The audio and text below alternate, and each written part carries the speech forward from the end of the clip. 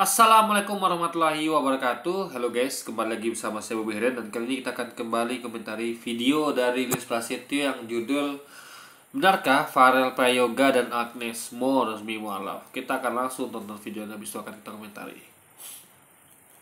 Heboh usai mualaf, Farel Prayoga bertekad keras belajar membaca Al-Quran didampingi Gus Miftah.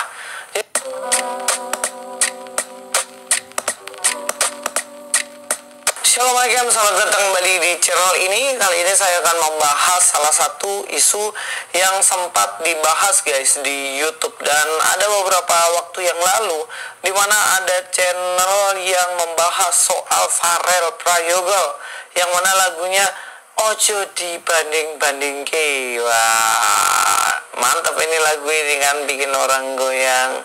Nah, jadi ada orang kirim link katanya, Farel mualaf nih mas.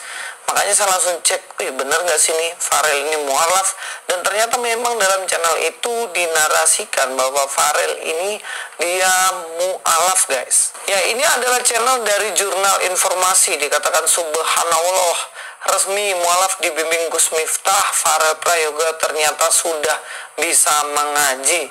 Jadi di sini dikatakan bagaimana mualaf, dan bahkan thumbnailnya kan Farel dan sang ibu resmi mualaf.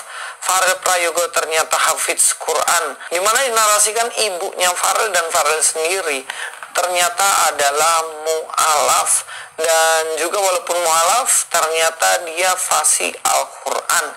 Di channel yang lain juga dibahas demikian ya. Di dalam Zara Entertainment, heboh usai mualaf, Farel Prayoga bertekad keras belajar membaca Al-Quran didampingi Gus Miftah. Jadi di sini juga bagaimana Gus Miftah ini yang pernah memualafkan yang namanya Deddy Corbuzier ya. Ternyata dia juga lah yang memualafkan ibu dan juga Farel Prayoga. Ojo dibanding-bandingnya. Tapi kalau kita lihat di sini, apakah benar bahwa Gus Miftah ini memualafkan si Farel Prayoga, atau memang sebenarnya si Farel ini memang sudah Islam dari dulunya? Dan coba kita akan bandingkan dengan channel-channel yang lain. Tonton, saya mau bahas dulu gini ya. Ini perkataan Luis adalah sudah Islam dari dulunya. Nah, dulu ini kapan? Itu patokannya guys ya. Jadi kita perlu tahu dulunya itu kapan gitu. Nah, jadi saya bahas dulu ya bentar ya. Dari kepercayaan kaum muslimin ya, dari yang disampaikan oleh syariat Islam, yaitu di mana semua anak-anak itu terlahir sebagai muslim ya, sebagai seorang muslim. Jadi siapapun anaknya itu kalau dia terlahir di dunia itu dia terlahir sebagai muslim, yaitu bersih dari dosa ya, dan dia itu sudah ada perjanjian ketika dalam rahim ya, itu mengakui bahwa Tuhannya adalah Allah dan nabinya Nabi Muhammad. Itu adalah kepercayaan Islam. Jadi anak itu terlahir sebagai muslim karena dia sudah ada ikatan perjanjian antara Allah dengan dirinya gitu kan, bahwa dia meyakini bahwa Tuhannya Allah dan nabinya Nabi Muhammad gitu kan. Nah, tentu Anda nggak bisa menyamakan kayak kita yang sudah dewasa, kita ngomong lalu kita syahadat, bukan gitu. Tapi itu adalah contohnya kayak semacam semacam karena begitu janin ditiupkan gitu kan, itu kan karena Allah menciptakan ruh ya gitu kan, menciptakan ruh dan menciptakan janin itu, dia Allah tuh sudah menekankan semacam ikatan gitu, perjanjian kontrak bahwa sebenarnya dia ini adalah seorang muslim itu kan, yang dilahirkan adalah yang janin adalah seorang muslim, begitu orang dititipkan dan dia mengakui kenabian Muhammad dan juga Tuhannya mengakui bahwa Tuhannya adalah Allah gitu. Nah, cuman karena ibaratnya kayak kayak misalnya gini, kayak Anda tahu kayak hewan ya, hewan itu misalnya Anda tanyakan misalnya ya, dia nggak bisa jawab gitu karena bahasanya kan beda. Kalau anak kecil tuh guys ya, kalau bayi itu kan bahasanya kan bukan sama kayak kita. Jadi anda mikirnya harus cerdas ya. Ini kalau Anda pakai logika gini ya, misalnya kayak anak bayi itu kalau mau apa kan nangis ya. Misalnya dia mau pipis nangis ya. Nah, jadi bahasanya beda sama kita guys gitu. Jadi ketika dia dikatakan begitu ya, disampaikan oleh syariat begitu, ya kita sebagai orang beriman harus meyakini bahwa sebenarnya anak kecil itu terlahir sebagai muslim. Dan ini juga dikuatkan dengan di Alkitab tuh Yesus mengatakan ya, bahwa kemarilah anak-anak itu gitu kan, sungguhnya mereka adalah empunya kerajaan surga. Nah, berarti Yesus mengatakan seperti itu ya, bahwa anak-anak itu adalah empunya kerajaan surga, alias anak itu adalah seorang anak yang suci dari dosa.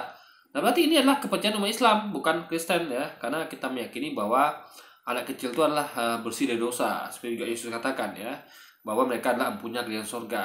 Berarti manusia itu fakta bahwa manusia tidak menerima dosa waris ya, karena kata Yesus ya, anak-anak itu adalah empunya kerajaan surga gitu kan. Nah, jadi anak-anak itu memang empunya kerajaan surga guys. Makanya kalau kalau ada anak kecil meninggal ya, selalu wakil balik ya, dia itu masuk surga.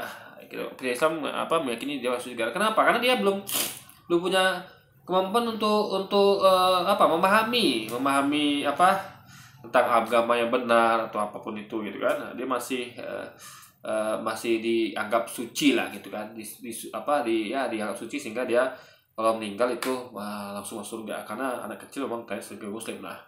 Itu perlu kita pahami. Nah, jadi kalau dalam konteks ini ya, berarti memang dari lahir itu ya, dia memang Farel ini ya adalah seorang muslim gitu kan, dalam konteks Islam.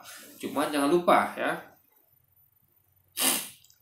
ada lagi sambungannya bahwa dan orang tuanya lah yang menjadikan mereka tuh apakah menjadi seorang muslim, apakah kafir atau penyembah api atau orang majusi gitu kan. Nah, tergantung orang tuanya lagi, karena anak kecil tuh kan belum tahu apa-apa, jadi orang tuanya lah yang menjadikan dia gitu kan. Nah, sampai nanti anaknya itu mungkin pada fase tertentu dia bisa pilih agama sendiri. Nah, alhamdulillah kayak saya misalnya, saya waktu kecil tuh jujur agama orang tua milihkan, karena memang saya dari kecil tuh memang dididik secara Islam gitu kan. Misalnya kayak umur 4 tahun itu ya, saya sudah disuruh ke musola gitu kan, dibujuk lah gitu kan, biar semangat ya, bukan nyogok tepatnya, agar penyemangat gitu. Karena dulu kan saya suka, kalau Anda tahu dulu ada majalah anak-anak ya, saya suka sekali guys, saya suka baca dulu kan. Coba dulu tuh aku tahun-tahun berapa tuh, tahun-tahun 80-an masih ya, itu ada majalah anak-anak, yaitu majalah Bobo dengan Ananda. Itu saya suka. Jadi orang tua saya memberikan saya itu gitu kan. Di langganan tuh kalau saya tuh terbitnya 2 kali seminggu, seminggu saya lupa guys. Tapi majalahnya 2, yaitu majalah Bobo dan Ananda. Dan orang tua saya memberikan saya itu agar saya semangat mengaji gitu kan. Jadi dan saya belajar ngaji di sekolah juga itu kan. Ini memang orang tua saya menjadikan saya muslim dari kecil tentunya kan. Dari lahir tentu bahkan mungkin. Karena memang orang tua saya kan tentu ngajarin saya untuk mengenal bahwa Tuhan kita adalah Allah gitu kan. Nabi kita Muhammad gitu-gitu kan. Nah, sampai pada usia dewasa, ketika waktu itu saya SMA kalau salah ya, SMA atau pertama tuh SMA gitu ya. Dari situ saya memilih agama saya sendiri ya. Dimana waktu itu kebetulan saya memang mengalami mimpi ya. Tapi saya bukan jadikan patokan mimpi adalah sebagai benar, enggak. Bagi saya mimpi itu adalah teguran untuk saya tuh mencari kebenaran. Jadi waktu itu saya mimpi tujuan betul tuh kiamat. Kayak betul-betul kiamat gitu guys, kayak dunia ini hancur gitu kan, kayak matahari terbit dari barat ya kan, aneh lah pokoknya kondisinya kan. Jadi tujuannya betul-betul saya mimpi kiamat. Nah, di hari ketujuh tiba-tiba saya mikir, gak tahu kenapa terlintas di benak saya ya, jangan-jangan Yesus Tuhan. Nah, ini maksudnya gini loh ya, kenapa saya bisa mimpi bertanya seperti itu ya, selama mimpi 7 hari kiamat adalah gini, karena selama ini saya tuh tidak pernah berpikir kritis ya. Saya tahu, waktu itu saya baru tahu ya, ketika SMA tuh, bahwa teman saya ya, saya punya teman di tempat komplek tempat saya tinggal tuh, dia beragama Kristen ya. Cuman saya baru tahu bahwa Tuhannya Yesus gitu kan. Dia menuhankan orang yang namanya Yesus gitu. Nah, saya nggak tahu itu Yesus siapa gitu kan. Cuman saya tahunya mereka menuhankan Yesus, dan itu baru tahunya ketika saya SMA itu guys. Karena selama ini saya tidak peduli sama agama lain gitu. Karena sudah meyakini Islam, dalam artian memang kita akui memang imannya masih buta. Iman buta itu maksudnya kita percaya gitu aja ya, merasakan agama itu tanpa membandingkannya.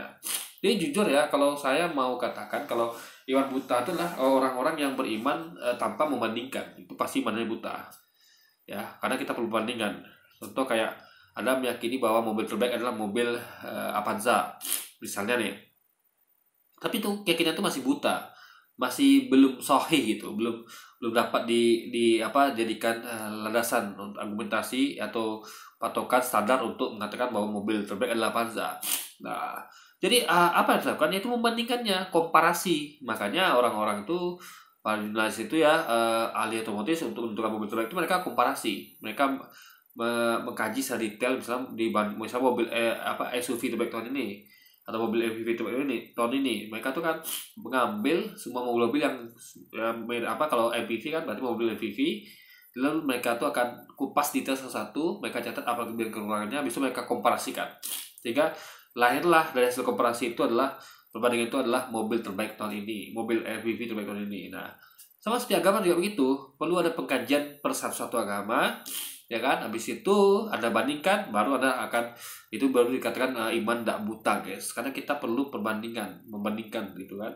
Karena jangan tahunya kita hanya agama kita aja. Seperti saya waktu itu, saya nggak tahu ada agama lain itu, saya nggak tahu, karena dulu saya nggak mau tahu. Nah, sejak ya itu saya kepo, pengen tahu, karena waktu itu kan saya berpikir gini, jangan-jangan Yesus Tuhan maksudnya gini.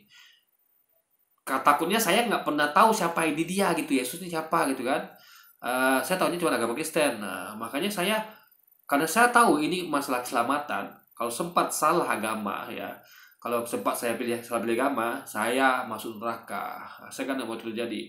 Makanya saya kepo, dan ini masalah begitu waktu itu baru masa itu saya merasa penting. Akhirnya saya mulai membandingkan, saya pelajari lagi agama saya, pelajari lagi agama Kristen, agama Hindu, Buddha, saya bandingkan. Bahkan saya itu, guys, masuk grup debat di Facebook dulu sangat enak sekali situ ya. Jadi kita tuh ditantang di challenge untuk kita tuh agar belajar. Kenapa?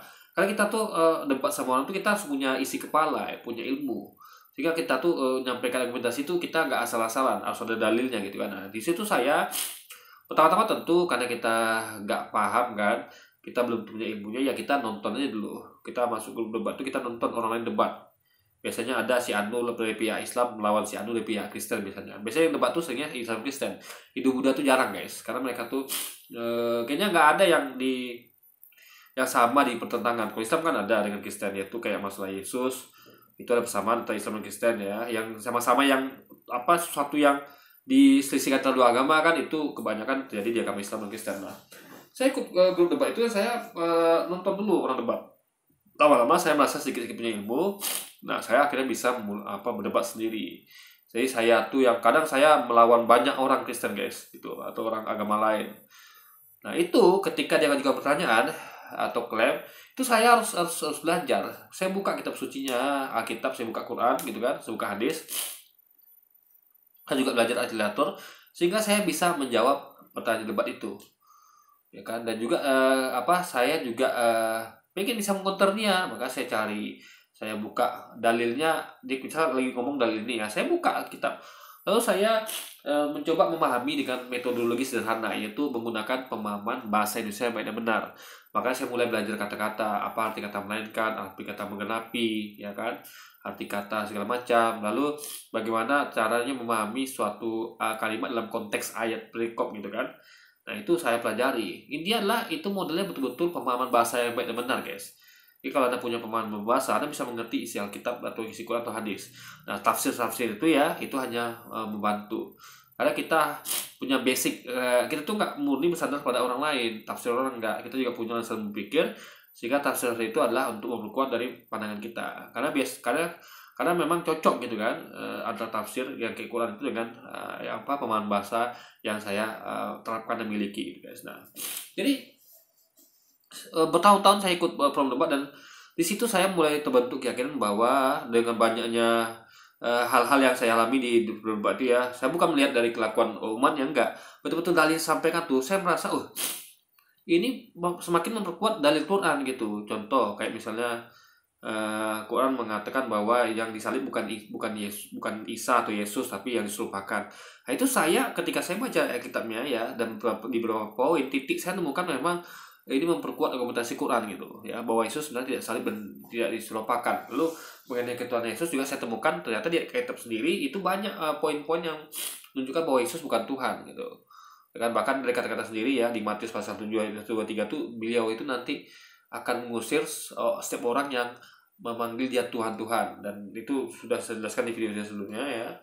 Nah itu kata-kata beliau sendiri bahwa dia tuh nanti akan menolak semua orang Kristen yang menolakkan dia, gitu kan, ditolak nanti di hari kedatangan dia kedua gitu. Jadi kedatangan kedua itu adalah untuk mengklarifikasi bahwa dia bukanlah yang mengajarkan agama Kristen. Dia tidak pernah mengajarkan tentang salib, tidak pernah mengajarkan makan babi gitu kan.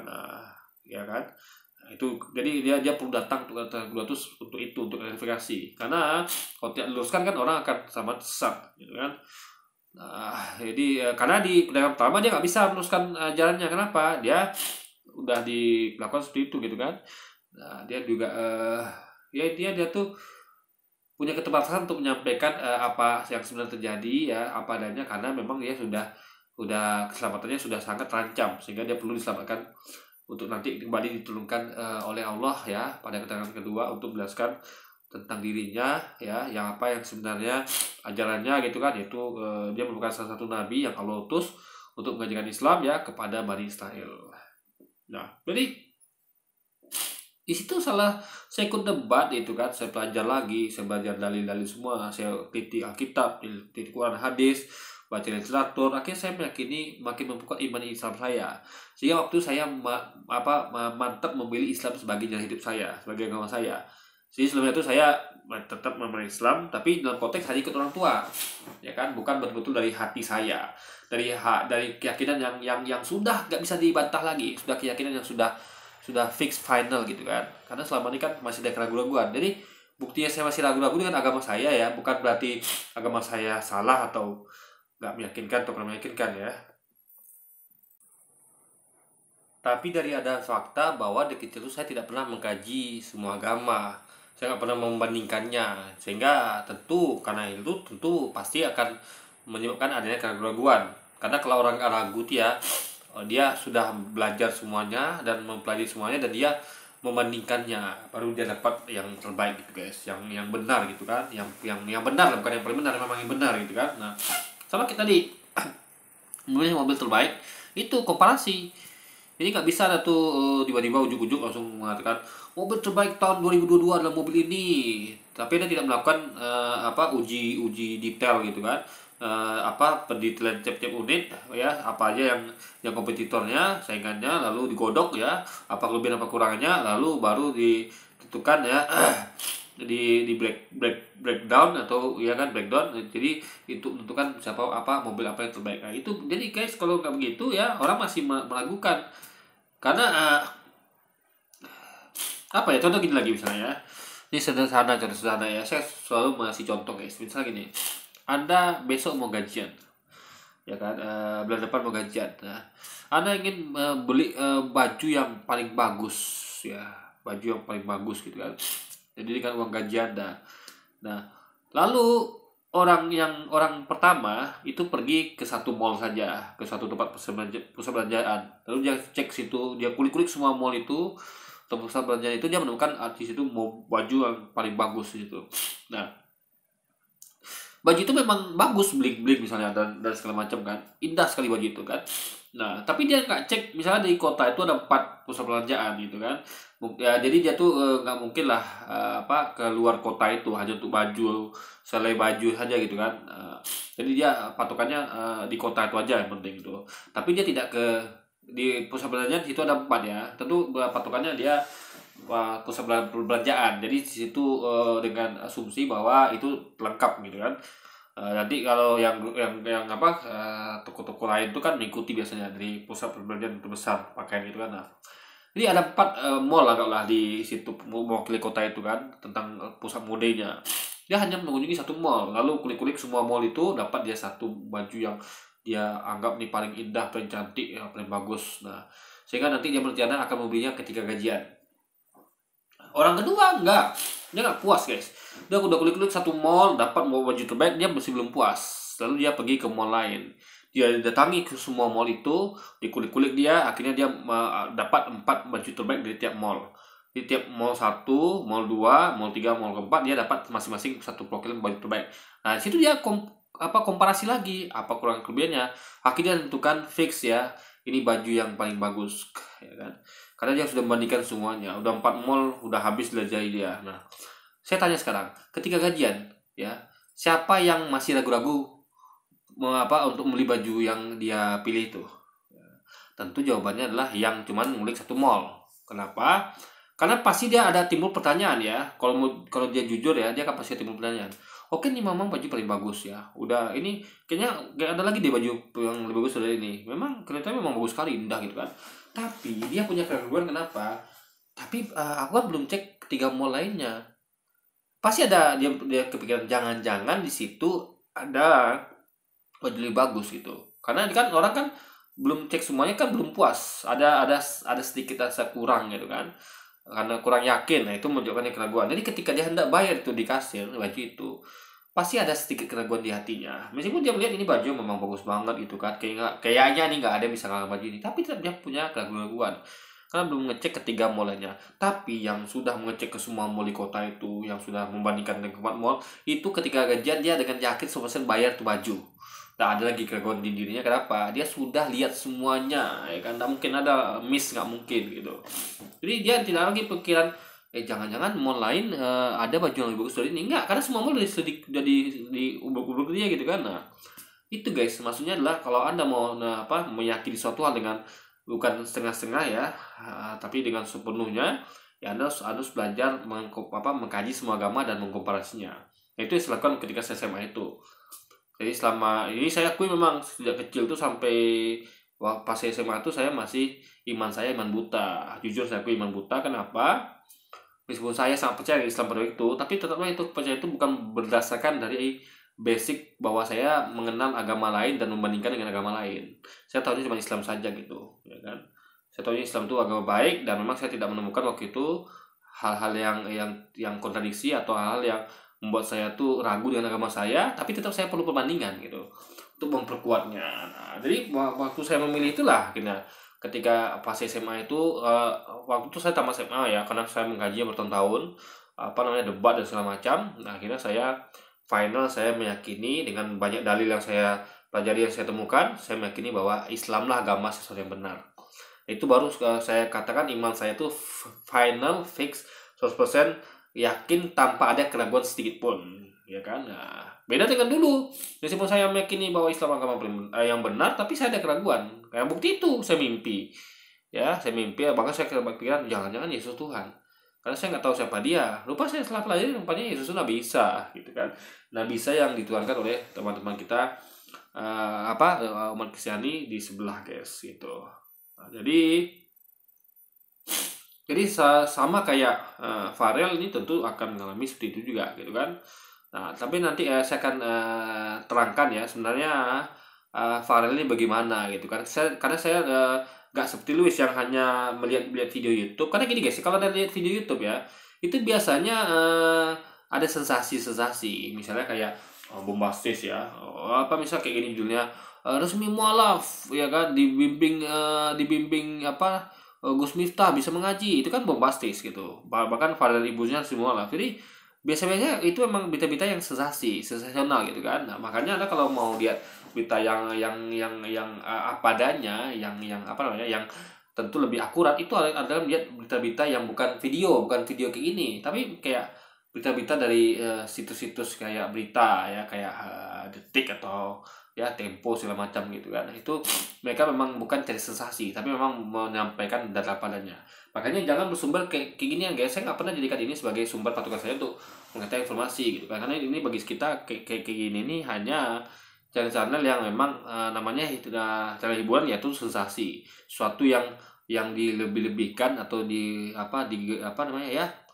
ya ditampilkan lebih dari seharusnya gitu guys ya, bumbu-bumbu itu agar ini yang namanya hiburan itu kan perlu bumbu-bumbu gimmick gitu kan. Nah, makanya saya tidak, patokan saya bukan ini. Nah, makanya saya cari datanya dan saya temukan ada sebuah situs yang cukup terpercaya, dan situ diterangkan semua tentang Farel ini dan keluarganya. Nanti saya akan sampaikan guys. Kita lanjutkan dulu videonya ya.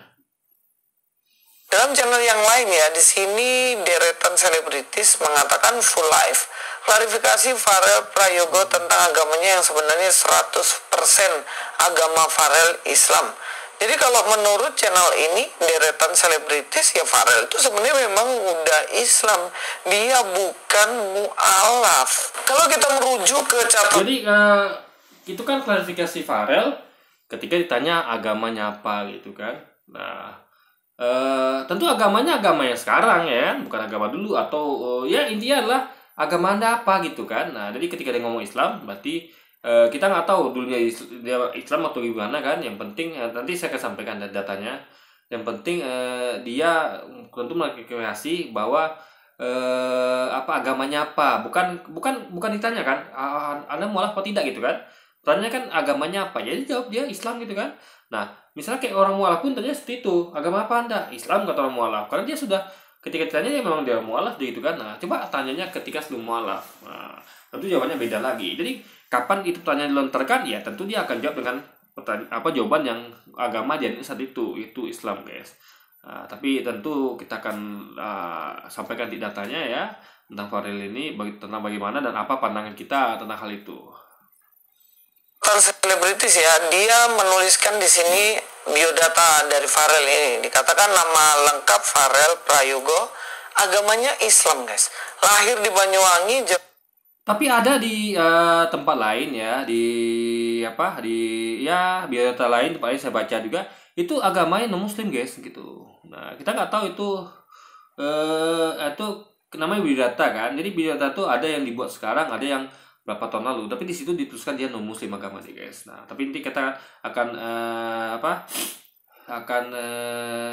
sampaikan logikanya bagaimana, kenapa kok bisa beda gitu. Ada biodata dia di tempat lain tuh mengatakan dia non Muslim, dan di sini dikatakan dia agama Islam guys. Jawa Timur tanggal 8 Agustus 2010, 12 tahun, zodiak Leo, ayahnya Joko Suyoto, ibunya Siti Murjayanan, cita-citanya penyanyi. Dan kalau mengacu kepada biodata ini udah jelas Farel ini memang benar-benar dia adalah Islam dari kecil.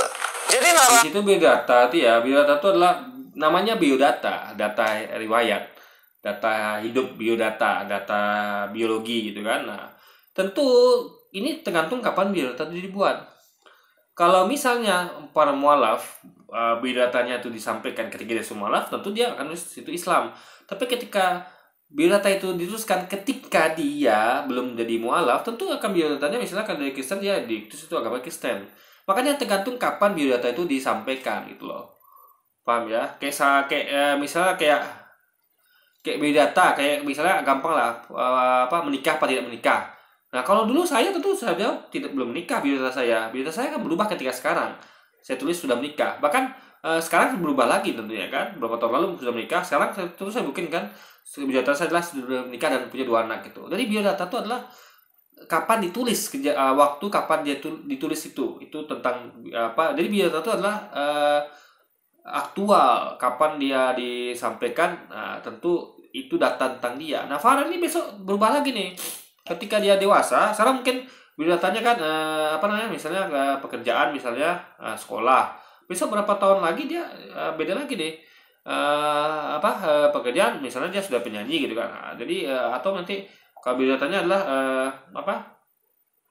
single atau sudah punya pasangan, single kan, besok udah punya pasangan lagi dia biodata beda lagi gitu. Ini biodata itu dituliskan kapan dia di kondisi pada waktu itu gitu loh guys, logikanya. Jadi kalau mualaf juga begitu. Kalau para mualaf itu kalau sekarang ya biodatanya dia agama Islam, tapi ketika dia belum Islam biodatanya berbeda lagi. Pasti tulis dia itu adalah misalnya kayak non Muslim, atau ketika dia Kristen agama Kristen gitu. Jadi tulisnya sepaham. Biodata itu adalah bukan data orang yang seumur hidup, enggak. Karena ada perubahan-perubahan. Biodata itu berubah ketika ada perubahan dalam hidup dia. Biodata itu bisa kayak perubahan cita-cita lah. Kayak dulu saya bikin biodata, dulu cita-cita saya apa? Jadi astronot dulu waktu saya kecil.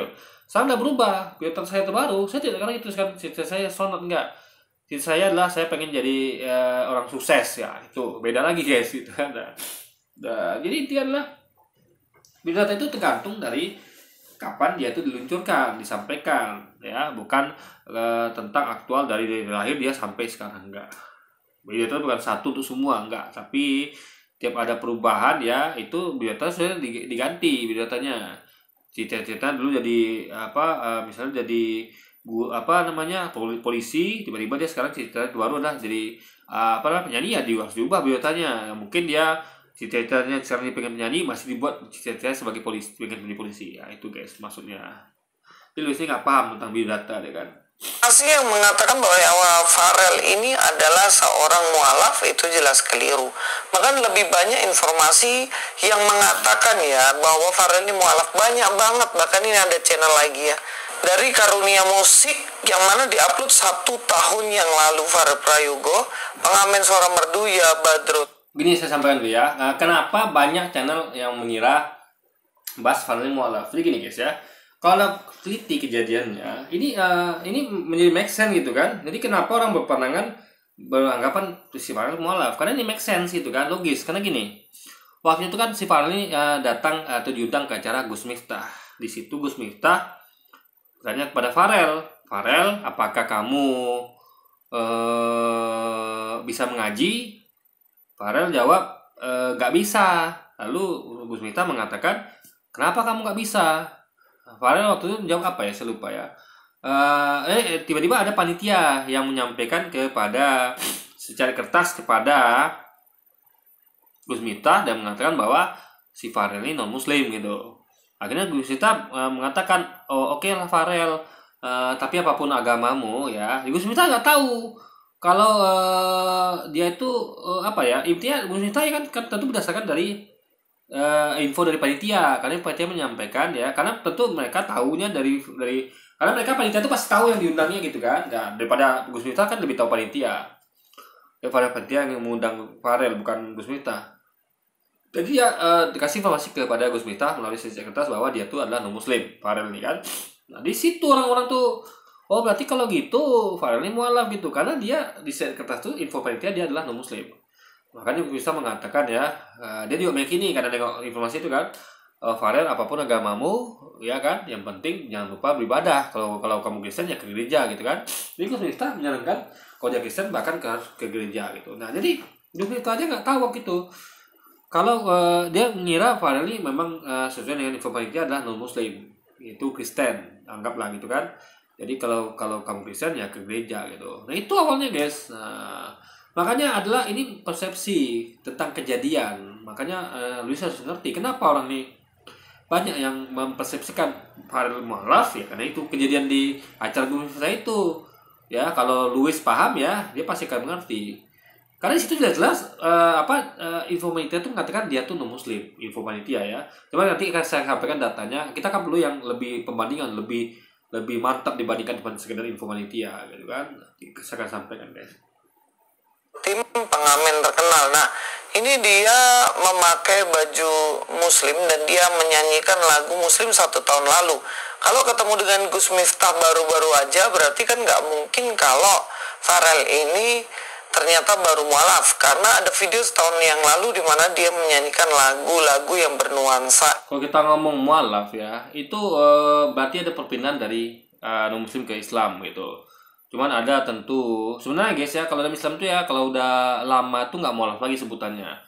Karena mualaf itu adalah orang yang baru belajar Islam, orang berpindah agama itu mualaf ya. Taman orang kan sering salah dalam mengerti. Jadi mereka anggap mualaf itu selamanya. Jadi kalau ada orang yang masuk Islam itu mualaf, posisinya tuh selamanya mualaf. Padahal kalau dalam Islam nggak seperti itu. Mualaf itu hanya orang yang baru berpindah, yang belum kuat keyakinannya, iman belum kuat, yang sehingga perlu diperkuat, itu mualaf. Jadi kalau udah lewat fase, tergantung orangnya ya, tergantung apa. Karena dia kan baru pindah agama tuh pasti dia keyakinannya masih belum mantap gitu. Karena masih belum belajar tentang agama barunya, sehingga dia tuh belum 100% lah gimananya gitu guys ya kan. Meskipun dia sudah sedikit mantap tuh pindah, tapi tetap belum sempurna karena dia belum tahu tentang Islam sepenuhnya gitu kan. Hanya sepintas lalu kayaknya benar ini gitu kan. Nah, makanya perlu belajar dulu sehingga memantapkan imannya, baru dia tuh nggak bisa lagi disebut mualaf gitu. Tapi kalau kita melihat memang Indonesia ini memang mualaf itu diyakini sebagai ya selamanya, label mualaf itu akan melekat pada diri Anda ya selamanya, meskipun Anda sudah yakin dengan agama Islam ya, sudah belajar segala macam, tetap Anda disebut seorang mualaf gitu. Karena mualaf tuh di Indonesia itu diartikan sebagai orang yang pindah agama dari non muslim jadi Islam gitu. Jadi label itu akan berlaku pada Anda selamanya gitu guys. Nah, jadi di sini tidak ada jadi cuman berarti kalau gitu kan berarti apakah mualafnya baru atau udah lama, itu lagi tinggal yang perlu kita bahas guys, karena memang keyakinannya mualaf itu diartikan seperti itu. Jadi orang yang udah mantap pun Islamnya gitu kan, udah yakin, dia tetap disebut mualaf gitu guys. Islamnya. Saya kurang tahu kenapa ada narasi semacam dikatakan Farel ini mualaf Ya. dan beberapa Ya makanya saya sampaikan, itulah teknologisnya kenapa orang-orang ini ngira dia mualaf. Karena panitia mengatakan dia tuh non muslim, panitia dari acara Gus Miftah. Dan Gus Miftah tuh berdasarkan informasi itu tentu dia percaya, karena dia merasa bahwa panitia lebih kompeten pada dirinya. Maka disebutkan Farel meskipun agamanya bukan Islam ya, tapi karena dia berdasarkan dari kertas itu kan informasi dari panitia, tapi kalau kamu misalnya Kristen ya ke gereja gitu kan. Atau kamu kalau Hindu mungkin ke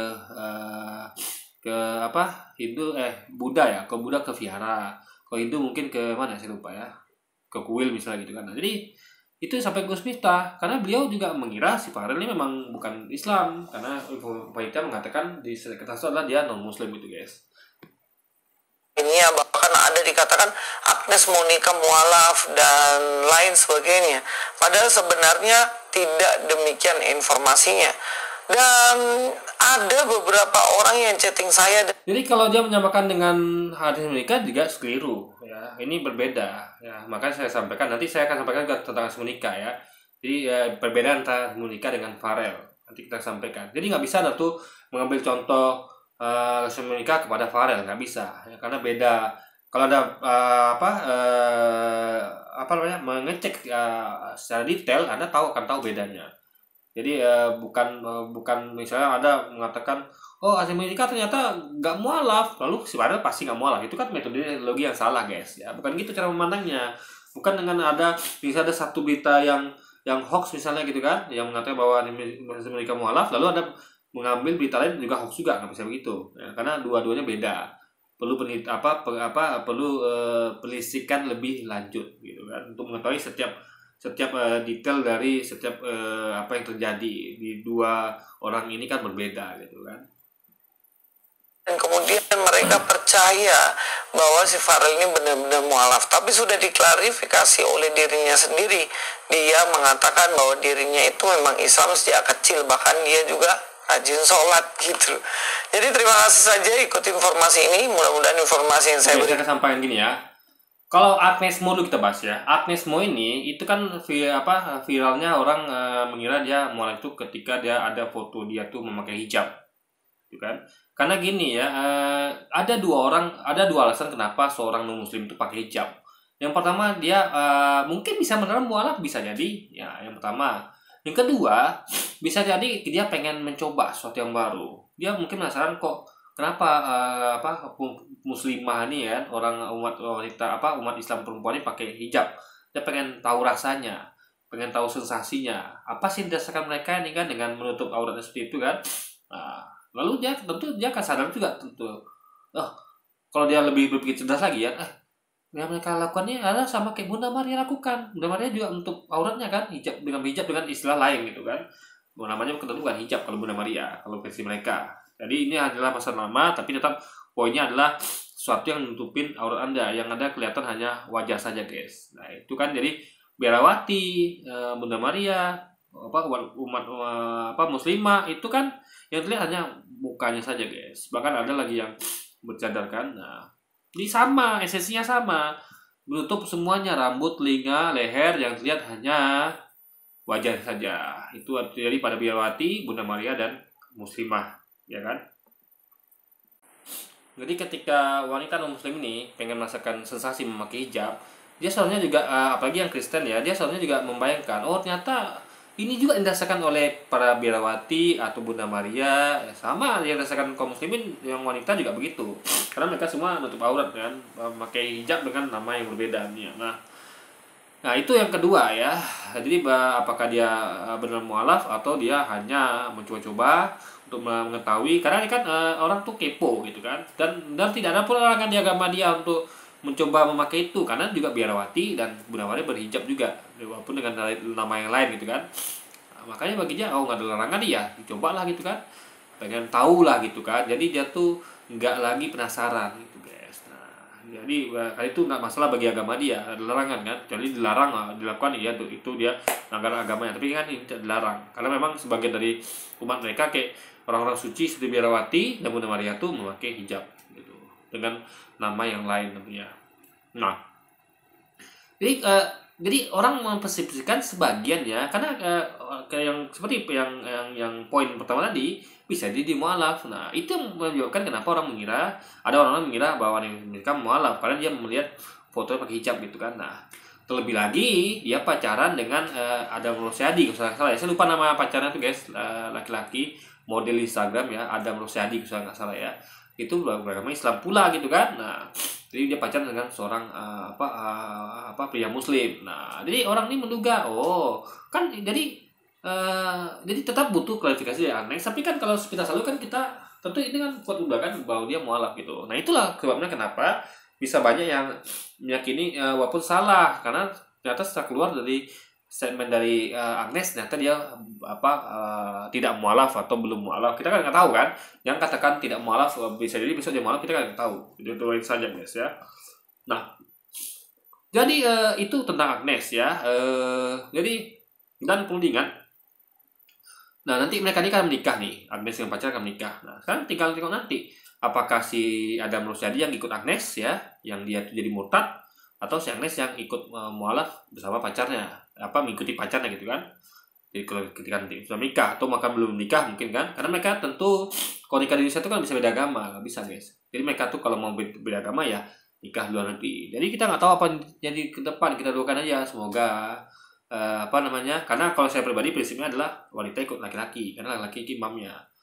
Jadi kalau ada laki-laki ke wanita itu bagi saya tuh bukan laki-laki guys. Misalnya makanya ya saya sarankan ya, hati-hatilah pada wanita, karena memang kita agak miris kalau melihat ada wanita muslim itu pacaran sama pria non muslim ya. Sedangkan dia bisa pacaran itu haram gitu kan, apalagi kalau anda posisinya wanita. Tentu anda karena biasanya wanita ikut laki-laki sebagai imam, jadi ya kemungkinan besar anda tuh kan akan lebih gampang untuk proses menjadi murtad dibandingkan anda tarik laki-lakinya ke Islam gitu, karena tentu laki-laki lebih kuat posisinya karena dia adalah pemimpin rumah tangga. Makanya saran saya kepada wanita muslimin, jangan coba-coba pacaran dengan non muslim ya. Jangan lagi pacaran itu sudah haram kan, jadi nggak usah pacaran aja baiknya. Jadi kalau mau nikah ya jadilah ya muslimin yang baik-baik, yang soleh gitu kan, yang nggak KDRT seperti suaminya Lesti Kejora gitu kan dan suami-suami lainnya gitu kan, yang bisa membimbing anda sebagai imam yang baik lah gitu kan, yang soleh dan penyayang gitu kan tentunya. Nah, jadi itu kasus asli Monica ya. Jadi hal itu guys ada membuat orang percaya begini-begitu tuh ya, karena sebelum klarifikasi itu ada dugaan kuat orang situ, meskipun tak butuh klarifikasi. Nah ternyata setelah hari menikah klarifikasi rupanya nggak benar kalau dia mualaf kan. Nah, tapi kita nggak tahu juga karena gini, bisa jadi yang menikah tuh karena dia figur artis besar mungkin ya, ini mungkin ya, kita tetap aja jawaban kita sebenarnya adalah walau alam bisawab ya, hanya Allah yang tahu apa isi hati manusia, karena apa yang keluar dari lisan itu belum tentu menyebabkan hatinya ya. Kita kalau sementara ini kita meyakini ya berarti yang menikah bukan mualaf, tapi kita nggak tahu isi hati dia. Bisa jadi mungkin ya karena karena kebintangannya, ketenarannya, mungkin dia hati-hati dalam hal ini. Jadi dia tuh mungkin belum mau declare ya, karena menimbang banyak hal. Misalnya sedangkan itu dia tahu ya, pacarnya si Ada Prayoga itu ya, siapa namanya saya lupa, Ada Prayoga ya, itu dibully sama netizen. Karena dikira dia nih membawa Amerika jadi mualaf guys gitu kan. Jadi dibully netizen, dan kita yakini netizen yang bully itu pasti ya, yakini ya, bukan pasti lah ya, kita anggap dugaan kita kuat adalah dari para netizen yang agama Kristen, karena nggak mungkin dari agama Islam. Kenapa? Kalau netizen agama Islam tentu senang-senang saja lagi mau nikah tuh mualaf kan, senang, bangga malah gitu kan, happy malah ya kan, ada bertambah saudara baru, artis pula gitu kan, orang terkenal pula, akan membawa publisitas terhadap Islam karena dia akan tentu akan melakukan siar Islam gitu kan, tentang dia akan cerita kenapa saya mualaf gitu kan, itu kan adalah suatu kebaikan atau suatu tambahan poin bagi Islam karena promosinya tentu akan lebih masif, dahsyat seperti waktu dari Corbuzier pindah agama dulu gitu kan, karena orang itu banyak melihat dari keartisan biasanya. Kalau saya tidak, saya bukan melihat dari keartisan tapi dari argumentasinya, siapapun dia maupun orang biasa sekalipun, kalau argumentasinya logis itu bagi saya lebih berharga dibandingkan dia apakah dia artis atau pendeta atau ustadz sekalipun, itu hanya orang-orang tertentu yang menjadi bagi dia itu poin. Kalau saya tetap melihat argumentasinya karena saya suka berpikir logis guys. Jadi kalau misalnya ada artis ya atau pendeta yang mualaf ya atau sebaliknya, artis atau ustadz yang murtad itu kalau argumentasinya bagi saya cuman mimpi, itu nol di mata saya guys kalau cuma mimpi. Tapi kalau dia argumentasinya logis, dia bisa kasih dalil, bisa membandingkan, itu bagi saya top. Itulah perbedaan agama yang seharusnya berdasarkan dari argumentasi logis, bukan dari mimpi guys. Nah itu tentang Aldi Monica ya. Nah sekarang tentang Farel. Nah ini yang berita yang saya baca ya, berita serius nih. Kalau tadi itu kan di YouTube itu kan banyak sensasi. Nah berita ini saya baca serius banget guys. Jadi dan ini masuk akal gini ya. Farel itu kan punya pendamping. Lalu kan dia tuh ada kayak semacam manajernya lah ya yang mendampingi Farel tuh, karena dia kan masih kecil. Tentu sedangkan orang dewasa aja artis tuh punya, dia kan udah jadi artis tuh guys. Artis saja dia punya asisten gitu kan. Nah, anggaplah semacam asistennya si Farel. Nah, asisten Farel kan tentu menerima banyak pertanyaan dari fansnya Farel atau netizen. Sebenarnya apa sih agama Farel? Nah, kalau jawaban Farel kan agamanya adalah privasi. Kalau misalnya Gus Miftah kan agama Farel apa? Itu saya nggak bisa jawab. Gus Miftah Om Gus Miftah atau siapa dia disebut Gus Miftah kan Farel ini kan. Kan itu adalah privasi. Oke lah, makanya Gus Miftah nggak tahu agama Farel apa. Yang pasti dia meyakini dia Farel ini non Muslim. Kan dia katakan ya kalau kamu apapun agama kamu, kalau kamu Kristen ya ke gereja, kalau kamu Buddha ke vihara, kalau kamu Hindu ke kuil misalnya gitu kan. Nah, jadi klarifikasi siapa ini tentu menghargai juga pendampingnya Farel, menghargai juga privasinya Farel. Makanya dia bertanya ke orang tuanya. Nah, perlu anda ketahui ya, ini informasinya adalah kedua orang tua Farel itu non Muslim. Gua nggak tahu non Muslimnya agamanya apa gitu. Jadi mau dari yang pendamping Farel itu, yang dia langsung bertanya kepada kedua orang tua Farel, ternyata orang tuanya pertama agamanya non Muslim dua-duanya. Nah, abangnya Farel itu Nasrani, ya. Kakaknya Islam, Farelnya Islam gitu kan. Nah, cuman nggak tahu. Jadi gini, jadi di keluarga mereka itu ya, itu menerapkan namanya toleransi, yang mana anak-anaknya bebas milih agama apa saja yang mereka yakini gitu kan. Nah, kalau di sudut pandang bagus ya, sudut pandang toleransi bagus. Tapi yang perlu anda pahami ya, kalau anda sebagai orang beriman, anda tidak akan dengan serta-merta menyerahkan itu pada anak anda. Ya, misalnya anda menyerahkan anak anda mau jadi agama apa, nggak begitu caranya guys. Gini, makanya sebagai orang tua itu ya, kayak saya nih, meskipun nanti saya itu menerapkan toleransi misalnya, mau biarkan anak saya itu milih agama yang mereka yakini, tetap saya akan kasih pembimbingan. Dalam artian karena saya sudah mengkoperasi lebih dulu daripada dia ya. Ingat ya, kita orang tua yang bukan hanya belajar satu agama, kita orang tua yang belajar berbagai agama, sehingga kita sudah mengkaji semua agama dan kita mengetahui simpul-simpul yang mana menjadikan agama yang sudah selesai kita kaji itu, komparasi itu adalah kita menemukan simpul yang menuju ke arah satu agama yang benar. Nah, kita akan sampaikan ilmu itu pada anak kita. Kita akan terangkan kenapa Islam agama benar, kenapa yang lain salah. Kita sampaikan argumentasi yang kuat yang menjadi bukti atas klaim kita itu gitu kan. Nah, jadi anak kita tuh kita kasih pembekalan, ya kan. Jadi kita tuh bukan hanya mengajarkan Islam pada mereka, tapi juga kenapa Islam itu agama yang benar gitu kan. Nah, itu kalau saya sebagai orang tua yang Muslim, saya akan bekali anak saya dengan ilmu seperti itu. Nah, nanti kalau dia mengkaji lagi silakan, betul nggak sampaikan bapakku ini gitu kan. Itu poinnya. Jadi anak kita tuh tidak kita lepas gitu aja enggak. Ya kan. Tapi tetap ya, untuk awalnya saya kan bimbingnya ke Islam dulu. Kenapa? Karena itu yang saya kerjakan. Jadi saya tuh memberi ya ilmu sekaligus contoh gitu kan. Jadi dia minimal dia tuh sudah paham tentang Islam dulu gitu kan. Nah, kalau di kecil kan kita belum bisa ngajarin dia perbedaan agama karena dia masih belum paham. Yang simpel-simpel ya tentang Islam dulu kan, pelan-pelan. Nanti baru kita ajarkan perbedaan agama. Jadi anak kita tuh tidak kita lepas gitu aja. Pokoknya setelah kamu deh. Karena dia namanya anak guys ya, belum mengerti tentang hal itu, belum kayak saya dulu ya, waktu kecil juga saya belum mengerti sebenarnya, karena saya belum mengkaji semuanya gitu. Saya hanya tahu tentang Islam ya, belum ada perbandingan, sehingga iman saya katakan masih buta gitu.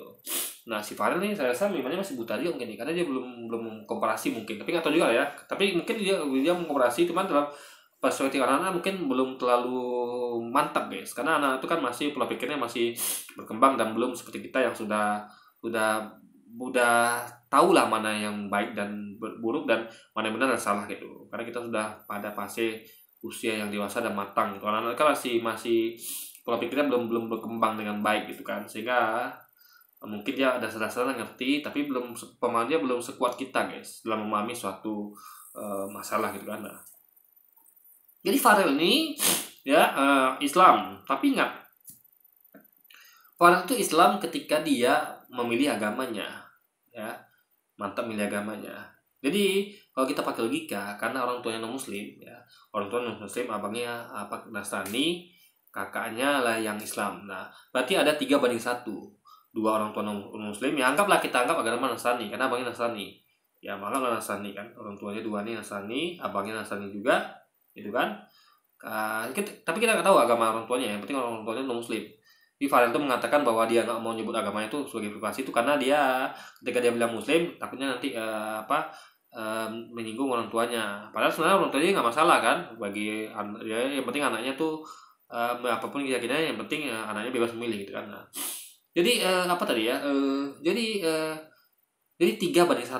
Orang tuanya 2 non muslim, 1 abangnya Nasrani non muslim juga, cuma kakaknya Islam. Jadi itu Farel tuh di keluarga tuh dia ada 3-1 dalam melihat agama.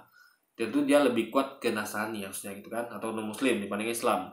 Nah, tentu sebagai orang tua, namanya anak tentu ikut orang tua. Tentu mungkin bisa jadi ketika orang tuanya beribadah ke misalnya kalau dia Nasrani, orang tuanya ya ke gereja, tentu si Farel ikut gitu kan. Mungkin karena di rumah, apalagi waktu itu kan si Farel ini kan bukan orang kaya guys. Farel ini adalah pengemis jalan, bukan pengemis ya, pengamen jalanan gitu kan. Berarti kan bukan, kalau gitu kita tahu backgroundnya pengemis jalan, dia berarti bukan orang kaya. Tentu dia nggak punya dana untuk nyewa pengasuh gitu. Tentu otomatis kalau orang tuanya pergi ibadah, dia akan ikut gitu kan, dibawa anaknya. Mungkin tinggal di rumah gitu kan, karena kalau yang Nasrani itu tuh hari Minggu tuh kan orang tuanya dua-duanya pergi ke gereja, sama abangnya juga yang Nasrani gitu kan. Kalau memang dia orang tuanya yang muslimnya adalah agama Nasrani gitu kan, tentu dibawa ke tempat ibadah itu. Nah, jadi si Farel tentu dari kecil diajarkan tentang, bukan diajarkan juga, dibiasakan tentang ibadah ke orang tuanya, karena ikut orang tuanya gitu kan. Nah, waktu itu kan kakaknya tentu sama kayak Farel juga mungkin karena masih kecil juga belum milih agama gitu kan. Tapi abangnya tuh ya kuat dugaan memang ikut agama orang tuanya, karena orang tuanya non muslim kan, nggak tahu agamanya apa, anggapnya Nasrani gitu kan. Nah, cuman kakaknya mungkin punya pandangan sendiri. Ternyata dia bergaul sama teman muslim, dan saya nggak tahu juga nih si Farel sama kakaknya nih beragama Islam tuh landasannya adalah perbandingan agama atau dia hanya ikut-ikutan teman gitu kan. Tapi faktanya sebelum dia ikutan teman, tentu dia ikut orang tuanya dulu sama abangnya gitu kan. Itu pasti ya, karena mungkin dia waktu lahir itu langsung sama temennya kan, tentu sama orang tuanya dulu. Orang tuanya pergi anggap kalau orang tuanya Kristen dan Nasrani, dia akan ikut ke gereja, dia akan dikenakan dengan agama Kristen lebih dahulu. Nah, cuman beriring waktu ya, ketika dia sudah mulai agak besar ya, kalau sekarang kan ini kan 12 tahun, mungkin ya akhirnya mulai usia ke situ ya, dekat ke situ, mungkin dia sudah bergaul dengan teman-temannya itu ya, dia melihat teman-teman kan kalau di Indonesia kan mayoritas muslim, sehingga besar kemungkinan dia teman-temannya adalah banyak muslim. Nah, situ dia akan membandingkan, oh orang tuaku agamanya non muslim, temanku agama Islam. Nah, kita nggak tahu nih patokannya kenapa dia tuh memilih Islam sebagai agamanya. Apakah kayak saya yang membandingkannya detail, tengok dalil semuanya. Kalau dia kayaknya nggak mungkin sampai segitunya guys, karena dia kan masih kecil gitu kan. Nggak seperti kita pola pemikirannya. Mungkin dia hanya ikut-ikutan. Nah, kita nggak tahu ya. Tapi yang faktanya adalah tentu kalau dalam perspektif itu ya, otomatis dia tuh adalah dari kecil tuh ya, kalau dalam konsep Islam adalah dia muslim. Dia tuh muslim dan orang tuanya tidak pernah berusaha menjadikan dia tuh Nasrani atau non muslim kan. Sepertinya karena kan dia kan katanya dikatakan tadi kan bebas milih agama. Dari syariat Islam ya, berarti kita yakini memang dia muslim dari lahir, karena memang Islam itu meyakini bahwa seorang anak kecil itu adalah muslim dan orang tua pun tidak ada kayaknya nggak ada pemaksaan deh anaknya itu mau jadi agama apa itu kan, apa sama kayak orang tua atau tidak. Kalau di sini harusnya kita setuju dia Islam dari lahir, dari kecil, dari sampai dewasa, sampai dia milih Islam sebagai agamanya itu kan. Tapi kalau persepsi yang lain tentu Luis tidak meyakini itu kan. Tentu kita meyakini dia mualaf gitu justru. Kenapa?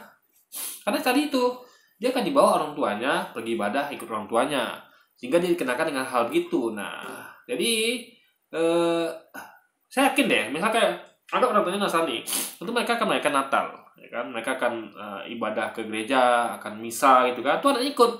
Jadi otomatis karena anak ikut ya, otomatis anaknya tuh akan dianggap orang Kristen gitu, Nasrani, pada ikut orang tuanya kan. Ya orang akan berpandangan, oh nggak mungkin anaknya ini Islam, orang tuanya Kristen misalnya atau Muslim, karena juga nggak ngerti juga gitu kan, dia pasti ikut orang tuanya. Nah, dalam perspektif ini ya, bukan dari saya Islam, kita tentu meyakini dia awalnya Kristen.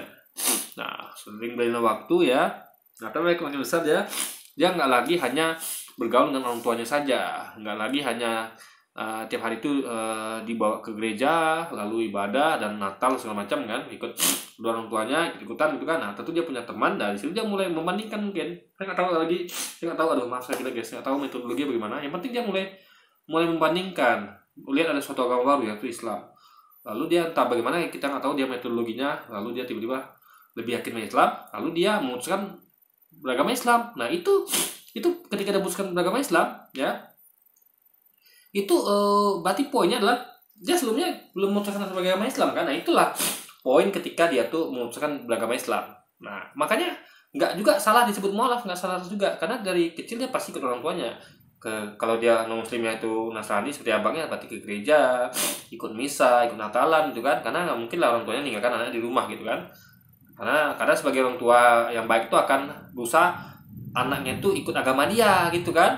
Secara siapapun orang tua, dia tentu akan berusaha anaknya ikut dia, karena enak kan punya anak yang ikut sama kita gitu kan. Setoleran-tolerannya orang tua akan seperti itu gitu kan. Kalau saya beda lagi, saya akan lebih ngasih pembekalan sehingga dia tuh nggak diserahkan sendiri guys, karena dia belum ngerti apa-apa gitu kan, dia belum melakukan perbandingan. Kita yang sudah melakukan itu pengalaman ya, kita kasih tahu itu ilmu ke dia, nanti dia melakukan sendiri gitu kan. Tapi tetap ada pembekalan, gak asal-asal serahkan gitu aja. Karena kalau serahkan gitu aja nanti takutnya ngawur gitu kan. Nah, jadi itu yang jadi pada Farel. Jadi dari satu sisi kita meyakini bahwa dia memang bukan mualaf ya, karena dari sisi Islam seperti itu. Tapi dari sisi umum ya, yang juga Luis yakini ya, bahwa anak kecil bukan dari Muslim, tentu dia adalah mualaf. Bisa dibenarkan kalau dia mualaf. Karena dia baru memilih Islam itu bukan dari lahir. Karena dia tentu belum bisa milih. Nah, mungkin ada bayi milih agama, mungkin nggak? Anak misalnya 2 tahun masih mama, papa, lalu dia milih agama, kan mungkin, mustahil guys. Terus dia ikut agama orang tuanya bawa ke gereja dia ikut, orang tuanya bawa misa dia ikut gitu kan. Nah, jadi ketika dia punya kemampuan memilih ya, kayak anak kecil itu kan mampu milih mainan tuh umur berapa tahun ya. Misalnya kamu mau beli apa nak, beli mobil atau beli boneka, umur 4 tahun mungkin kan, itu mau itu. Tapi kalau agama saya rasa nggak seperti itu, karena agama ini tentu sesuatu yang lebih besar, yang lebih rumit dibandingkan segala mainan. Tentu dia mungkin pilih agama itu ketika mungkin dia berumur belasan tahun lah mungkin, atau dekat-dekat umur 12 gitu kan. Nah setelah dia berteman, lalu dia bisa bincang-bincang sama temannya, agama kalian apa? Islam. Oh agama aku belum punya agama loh, karena orang tuaku non muslim, dua-duanya. Abangku Nasrani, kakakku Islam, aku mau pilih agama apa ya? Di situ mulai dia ada pertanyaan untuk pilih agama apa gitu kan. Di situ berarti dia belum tahu agama apa dia guys, masih ikut-ikutan orang tuanya gitu kan. Karena diikuti pasti orang tuanya, bukan mungkin kakak diikutin dia gitu kan. Karena abangnya pun Nasrani gitu kan. Saya nggak tahu orang tuanya non muslim itu apa, Kristen itu apa gitu kan. Jadi di situ poin situ tepat sesuai kalau dia dikatakan dia mualaf gitu. Karena dia awalnya ikut orang tuanya, baru setelah dia bisa memilih, setelah ada temannya bincang-bincang mungkin gitu kan, dan mengetahui bahwa ada agama yang lain ya, temanku beragama Islam ya. Mungkin dia ikutan teman, atau dia mungkin sudah membandingkan, tapi saya rasa dia cuma ikutan teman. Karena tentu anak kecil akan susah logikanya dia membandingkan seperti kita yang dewasa yang udah paham cara metodologinya gitu kan. Nah, anak kecil kan belum sampai ke situ, sekitar situ pemikirannya gitu kan. Mereka mungkin cuma masih sebatas ikutan saja kan. Tapi faktanya kalau melihat itu ya tepat, dia mualaf tepat gitu. Karena melihat dari kedua orang tuanya yang non muslim, sehingga dia asumsinya tentu kecil waktu masih kecil itu dia ikut dari kedua orang tuanya. Baru setelah dewasa dia bisa milih sendiri, dan akhirnya dia memilih dia mantap sebagai Islam gitu guys. Walaupun juga sebenarnya belum mantap juga, karena ya kalau menurut saya mantap tuh ya, kayak saya itu mantap saya itu adalah ketika saya sudah dewasa. Waktu SD saya SMP saya belum mantap karena saya belum mengkaji gitu guys. Nah itu pokoknya. Oke, jadi sekarang nggak bisa juga harus katakan bahwa Farel tuh bukan mualaf, nggak bisa juga karena dari perspektif itu dia mualaf gitu kan. Meskipun dari perspektif saya Islam dia bukan mualaf, tapi kan kita pakai perspektifnya Lewis nih, karena dia nggak percaya saya Islam ya berarti kita pakai perspektif Lewis. Berarti Lewis tuh nggak bisa pakai itu karena Lewis tuh soalnya mengerti kalau dia tuh bisa juga dikatakan mualaf karena dia tentu milih agama tuh ketika dia sudah mengerti tentang agama. Dari kecil tuh ya ikut orang tuanya aja, orang tuanya non muslim, jadi dia tentu ikut agama orang tuanya di waktu kecil itu kan. Nah, karena dia belum bisa milih sendiri gitu, karena kalau sesuatu yang belum bisa milih tentu diberikan orang tuanya, paham ya? Misalnya kayak gini deh gampang, anak kecil tuh akan pakai baju apa saja yang dipakai orang tuanya. Orang tuanya mau pakai baju aneh-aneh pun dipakai dia, karena anak kecil sedang ngerti apa-apa. Tapi ketika dia bisa memilih nih, mah aku nak mau pakai baju inilah, aku tengok di TV baju itu lebih bagus gitu. Ketika dia mulai bisa milih, akhirnya dia baru bisa tentukan baju dia sendiri. Tapi awalnya dari lahir itu tentukan orang tuanya, karena dia belum bisa mampu memilih guys. Nah itu jadi pada Farel. Maka Farel yang persewi itu ya dia memang mualaf guys gitu. Mualafnya itu ketika dia tentu bisa memilih agama itu, ya kan? Ketika dia mengerti, oh agama Islam dan aku lebih yakin agama Islamnya itulah dia ketika pilih Islam itulah dia momen dia mualaf. Karena sebelumnya dia pasti ikut orang tuanya karena dipilihkan orang tuanya agama, ikut orang tuanya beribadah setiap ya kalau Kristen ya berarti tiap hari Minggu dan ikut misa, ikut Natalan guys. Jadi tentu faktanya dari kecil tuh dia adalah kalau memang orang tuanya non muslim dan beragama Nasrani berarti dia memang non muslim dan beragama Nasrani guys. Baru setelah dia mengerti bisa milih agama baru dia memutuskan untuk masuk meyakini Islam, situlah dia jadi mualaf gitu. Oke, jadi mungkin sekian dulu aja video kita kali ini, sampai jumpa lagi di video selanjutnya. Wassalamualaikum warahmatullahi wabarakatuh guys.